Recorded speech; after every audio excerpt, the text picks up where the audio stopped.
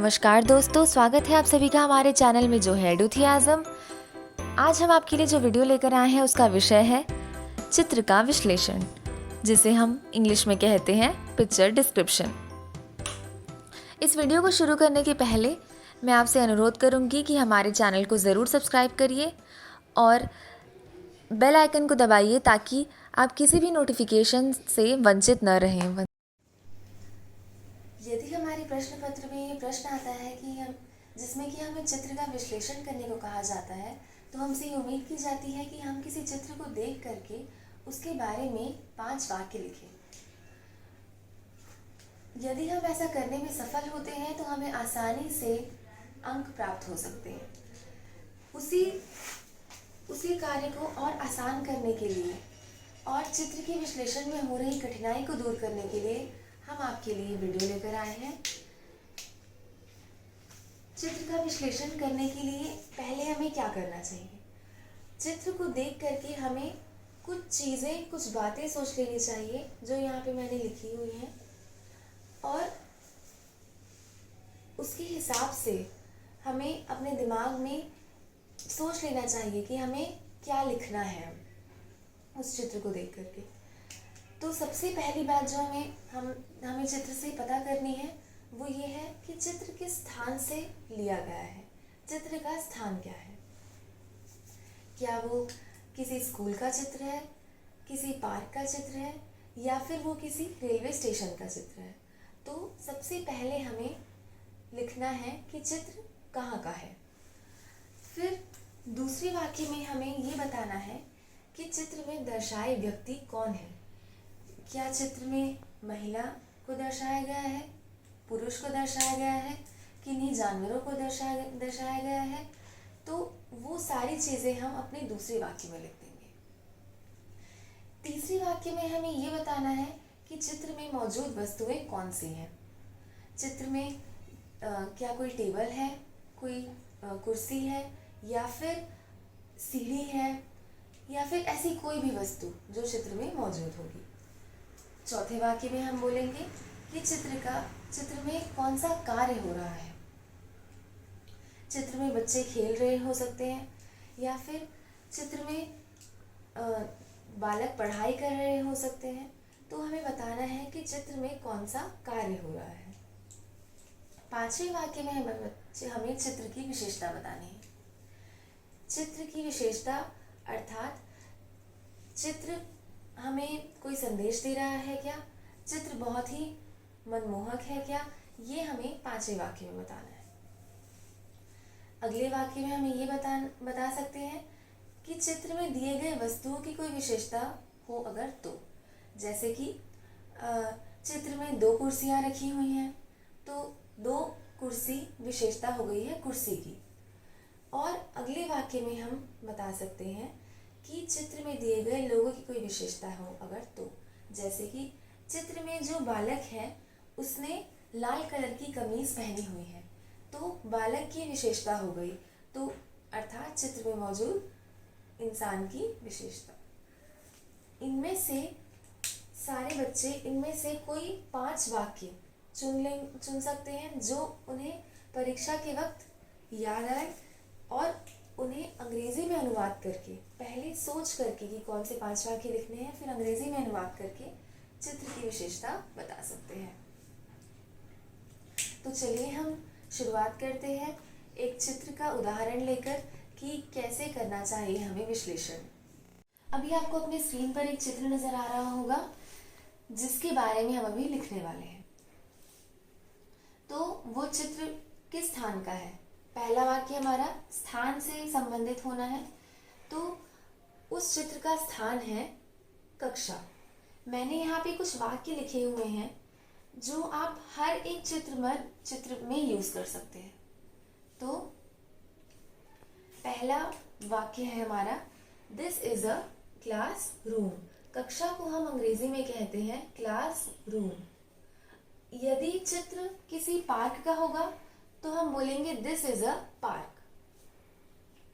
तो ये इससे कि हमारा पहला वाक्य हो गया, खत्म।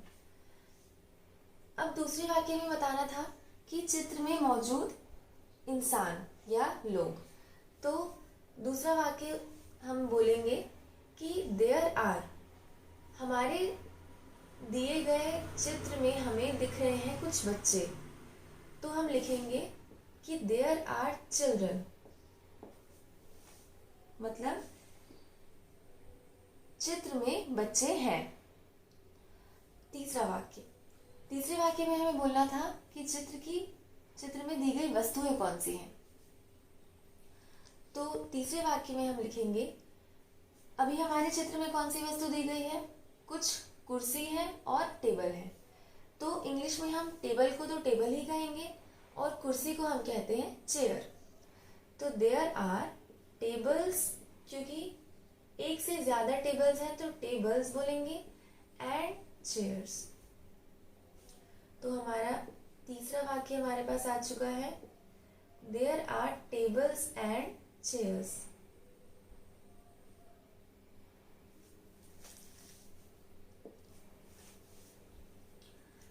फिर चौथे वाक्य में हमें बताना है कि चित्र में कौन सा कार्य हो रहा है।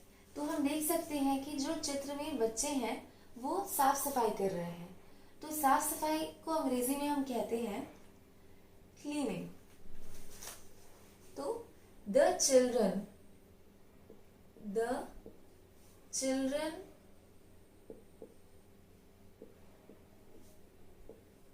आर क्लीनिंग,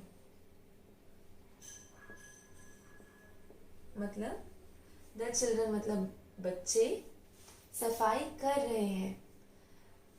इसमें हम जोड़ सकते हैं कि कहाँ की सफाई कर रहे हैं, क्लीनिंग द क्लासरूम। तो हमारा वाक्य पूरा हो गया कि the children are cleaning the classroom. अब पांचवें वाक्य में मैंने आपको कहा था कि चित्र से जो हमें संदेश मिल रहा है हम उसे एक वाक्य बना सकते हैं अपना। तो यहाँ से हमें संदेश मिल रहा है, चित्र से क्या संदेश मिल रहा है कि हमें अपनी कक्षा को साफ रखना चाहिए। तो हम उसे अंग्रेजी में लिखेंगे, वी शुड क्लीन, या हम ये भी लिख सकते हैं, we should keep our classroom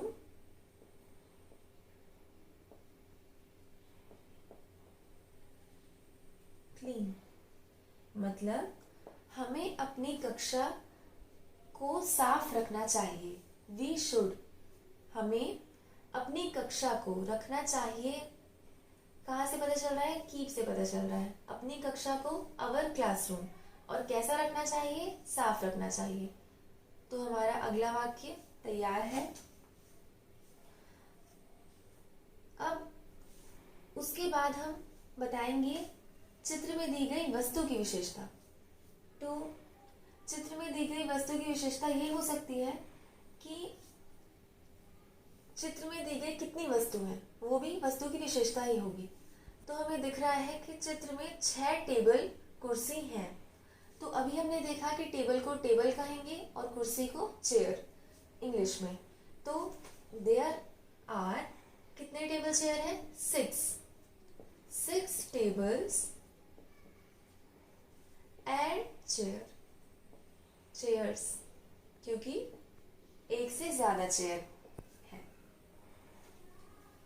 अब अगले वाक्य में हमें बताना है चित्र में दिए गए लोगों की विशेषता।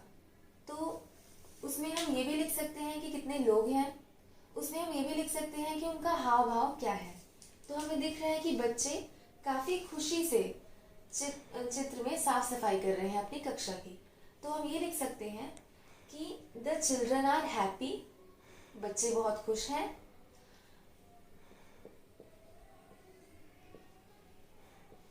The children are very happy, बहुत खुश है।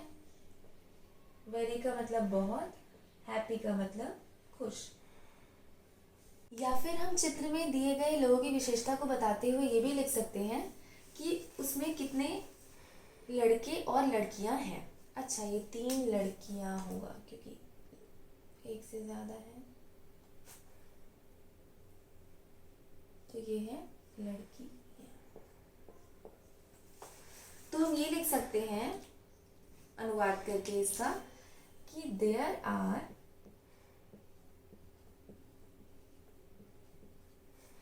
3 गर्ल्स